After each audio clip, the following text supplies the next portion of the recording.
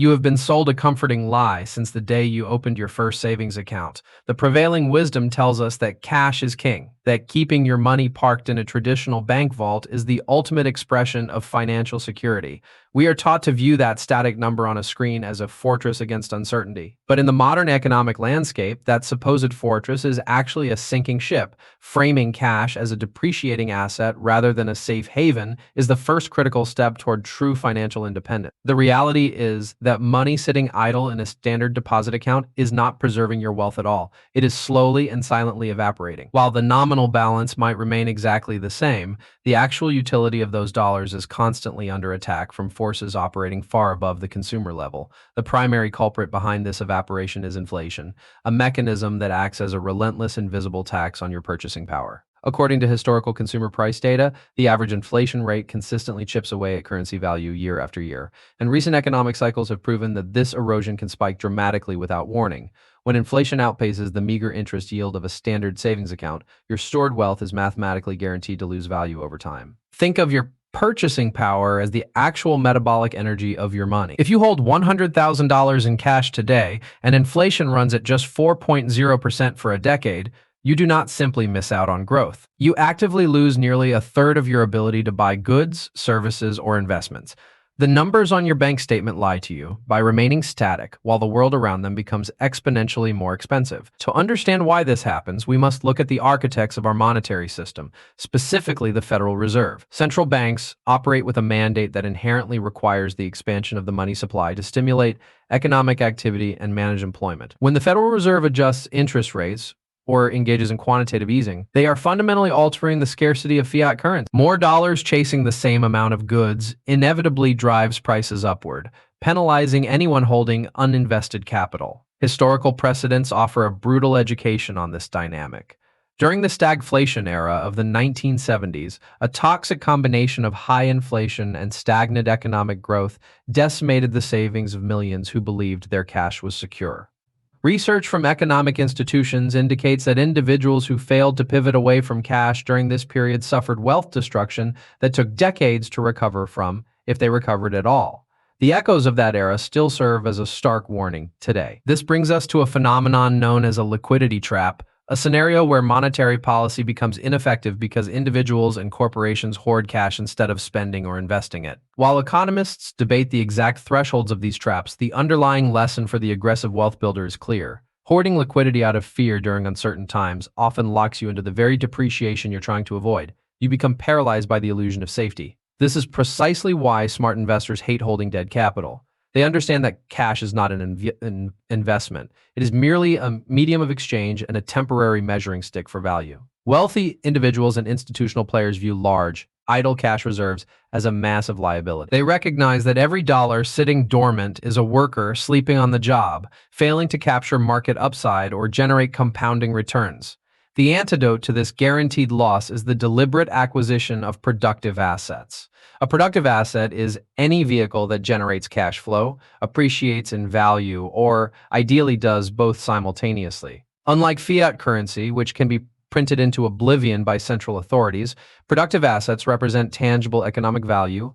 Businesses, equities, and income-producing real estate are fundamentally tied to human productivity and consumption, allowing them to naturally scale alongside rising prices. Consider the mechanics of owning equity in a well-managed, publicly traded company during an inflationary period. As the cost of raw materials and labor increases, strong businesses simply pass those costs on to the consumer by raising prices. Because their revenues increase in tandem with inflation, their stock prices and dividend payouts generally follow suit. According to historical market data tracking major indices, equities have consistently outpaced inflation over any rolling 20-year period in modern history. Real estate offers another powerful example of how strategic asset allocation neutralizes the silent tax. When you acquire property using fixed-rate leveraged debt, you're essentially shorting the dollar. As inflation drives up the nominal value of the property and the rental income it generates, the actual burden of your fixed mortgage payment decreases in real terms. You're paying back the bank with dollars that are worth significantly less than the ones you originally borrowed. Grasping this dynamic requires a fundamental rewiring of how you perceive risk. Conventional wisdom dictates that investing in the stock market or acquiring commercial real estate is risky, while keeping cash in the bank during turbulent times is safe. But when you factor in the mathematical certainty of purchasing power erosion, the paradigm completely flips. Doing nothing with your capital is no longer a neutral position. It is an active choice to accept a guaranteed compounding loss. True financial security does not come from hiding behind a wall of depreciating paper. It comes from ownership and control over resources that the market demands. We must redefine our concept of a safe haven. A true safe haven is a diversified portfolio of resilient cash-flowing assets that can weather economic storms and adapt to shifting monetary policies. It is the ability to generate scalable income streams that outpace the rising cost of living. For the aspiring entrepreneur, this philosophy extends beyond passive investing and directly into business creation. Building a scalable enterprise is perhaps the most aggressive and rewarding way to deploy capital. When you invest cash into your own venture, you're purchasing raw materials, talent, and marketing at today's prices to generate exponentially higher revenues tomorrow. The return on invested capital in a successful startup dwarfs any yield a traditional deposit account could ever offer. This does not mean you should operate with zero liquidity. Cash still serves a vital tactical purpose in any wealth building strategy, but it must be viewed as ammunition, not a permanent storage facility. Strategic reserves should be maintained specifically for emergency runway and for deploying capital quickly when severe market corrections create generational buying opportunities. You hold enough cash to survive the storm and buy the resulting wreckage, nothing more. The opportunity cost of keeping excess capital on the sidelines is staggering when we look at the mechanics of compound interest. If you leave $50,000 in a high-yield savings account earning 3.0%, while the broader market returns an average of 9.0%, you're not just missing out on 6.0% of growth. Over 20 years, that spread represents hundreds of thousands of dollars in lost wealth, completely altering your trajectory toward financial independence.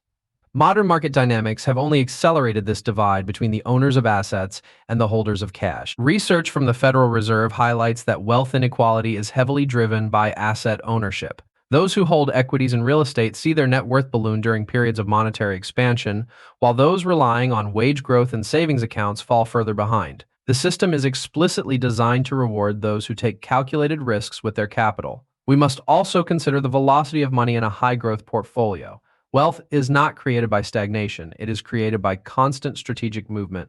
When dividends are reinvested, when rental income is used to acquire additional properties, and when business profits are channeled back into expansion, your capital begins to work with a relentless, automated efficiency. This velocity creates a compounding snowball effect that a static bank balance can never replicate. Transitioning from a saver to an investor requires executing a clear, aggressive strategy for capital deployment. It begins with auditing your current liquidity and ruthlessly identifying any dead money that exceeds your defined emergency threshold. That excess capital must then be systematically funneled into a diversified mix of index funds, real estate investment trusts, or direct business investments. The goal is to ensure that every single dollar to your name has a specific job description.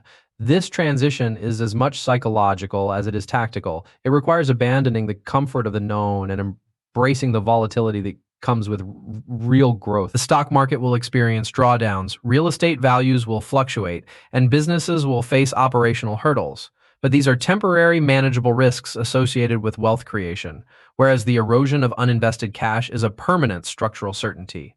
Embracing this reality empowers us to take control of our financial destiny rather than outsourcing it to a banking institution. We stop asking how much interest the system will pay us and start asking how much yield we can extract from the market. We stop fearing economic shifts and start positioning our portfolios to capitalize on them. This proactive, aggressive mindset is the defining characteristic of modern wealth accumulation. As you build your financial empire, your relationship with liquidity will continuously evolve. The strategic reserves that once felt massive will eventually become a mere fraction of your overall net worth. The discipline you forge today by refusing to hoard depreciating dollars will scale seamlessly as your portfolio grows from 5 figures to 7 figures and beyond. You learn to trust the productive capacity of your assets over the false promise of absolute stability. The truth about keeping cash in the bank is that it is a strategy designed for survival, not for victory. To achieve true financial sovereignty, we must break free from the traditional narratives that keep the masses financially stagnant. By recognizing the silent tax of inflation